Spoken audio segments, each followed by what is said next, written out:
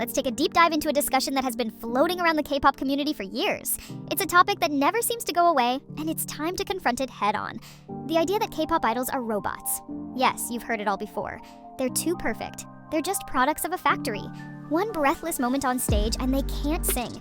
One wrong move in a dance and they're lazy. One unflattering outfit and suddenly they're out of shape.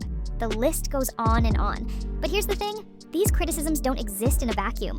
They're reflections of deeper issues that stem from cultural misunderstandings, racial stereotypes, and a relentless demand for perfection. Let's talk about the elephant in the room first, the racism and stereotyping that come from the West. Asian people, especially East Asians, have long been viewed through a skewed lens that paints them as robotic, emotionless, and hyper-disciplined. This stereotype has a long history, and it's not confined to K-pop. It's a stereotype that labels Asians as model minorities, expected to be hardworking, obedient, and perfect, while simultaneously dehumanizing them and stripping away their individuality and creativity. Now, enter the world of K-pop, where idols train for years, perfecting their dance moves, vocals, and public personas. These idols are often portrayed as paragons of discipline and hard work, and because of this, they easily fit into that age-old stereotype. They are labeled as manufactured or inauthentic, as if training hard and striving for excellence somehow makes them less human. And who perpetuates these stereotypes? It's not just outsiders, it's fans, critics, and even the companies themselves. There's this ongoing narrative that K-pop idols lack authenticity, that they are factory-made, lacking autonomy over their own careers and creativity. This notion that they have no real artistic input or personal expression is repeated over and over again, creating a vicious cycle. But let's look at the facts. Many idols are heavily involved in their music production, choreography, and even their styling. Groups like BTS, Stray Kids, 17, and G.I. are prime examples of idols who have taken control of their creative processes. Yet, no matter how much they contribute, the stereotype lingers. And it's not just about the Western perception. Even within the K-pop fandom, there's a sense that idols must be perfect all the time. We expect them to hit every note perfectly, execute every dance move flawlessly, and maintain a cheerful and upbeat demeanor regardless of how they feel. If they make even the smallest mistake, they're immediately criticized as being lazy, untalented, or not worthy of being idols. The moment they stumble, we're there to label them as robots malfunctioning. The irony is that these very demands are what push idols into that robotic mold. Companies see that fans demand perfection, and so they market their idols as perfect, never allowing them to show a moment of weakness or imperfection. It becomes a cycle. Companies portray idols as flawless. Fans expect them to be flawless. And when they fall short of this impossible ideal, they're attacked for it. And who benefits from this?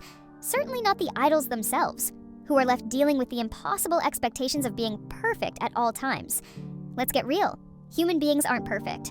Nobody, not even the most talented artists, can deliver a flawless performance every time. Singers miss notes, dancers trip, performers have off days. These are natural human experiences. Yet in the world of K-pop, these natural flaws are treated like cardinal sins. We need to ask ourselves why we're so quick to label idols as robots just because they are held to a standard that no one could possibly meet. And then there's the issue of the double standard between Western and Asian artists. When a Western artist misses a note or forgets a lyric, it's seen as a humanizing moment, something that brings them closer to their fans. They're praised for their authenticity, their rawness, their realness. But when a K-pop idol makes the same mistake, it's often blown out of proportion. The narrative shifts from, oh, they're only human, to see, they're not as talented as we thought. It's like we're constantly looking for reasons to prove that they're not worthy of our admiration. Let's be honest, part of the blame falls on the industry itself. K-pop companies have built these idols up as paragons of perfection, packaging them into glossy, flawless images that sell. They train idols from a young age, often enforcing strict diets, rigorous dance practices, and grueling schedules to mold them into marketable products. And fans play into this, expecting idols to live up to the impossible standards set by their agencies. The companies listen to the fans because, at the end of the day, their primary goal is profit. They need us to buy albums, stream songs, attend concerts, and purchase merchandise. And if we demand perfection, they'll give us perfection, even if it comes at the cost of the idol's well-being. But here's a twist. Despite all this, fans have more power than they think. Fans are not passive consumers. We shape the culture, the trends, and the expectations. If we demand more humane treatment of idols, if we call for more authenticity and less perfection, the companies will listen. Why? Because as much as they might like to control the narrative, they ultimately respond to what the fans want. If we collectively decide that it's okay for idols to be flawed, that it's okay for them to have bad days, that it's okay for them to be human, then maybe, just maybe, we can start to dismantle this toxic cycle. Consider how we react when an idol apologizes for something trivial. Often, the mere act of apologizing reinforces the notion that they've done something wrong when, in reality, they're just being human. Why do we force idols to apologize for things that any other person would never need to apologize for? If they trip on stage, if they miss a note, or if they decide to date, should these really be moments of scandal? Shouldn't these just be seen as normal aspects of life? Let's look at the example of dating. The scandal that ensues when an idol is caught dating is not just a reflection of fan culture, but also a symptom of the industry's pandering to that culture. Companies often act like dating is a cardinal sin because they believe it will hurt the group's marketability. And who makes them believe that? Fans. We scream for real love stories, but then demand that idols remain single for our fantasies. We want to see them as perfect and unattainable. Yet we also crave drama when they break these rules. It's this double standard that keeps the cycle going. We claim to want authenticity, but at the same time, we react negatively to it. We need to reflect on what we truly want from our idols and what we are willing to accept. The truth is, idols are just like any of us. They have dreams, fears, and aspirations. They get tired, they get upset, and they make mistakes. If we can start to embrace this reality, we might just start to see them for who they really are.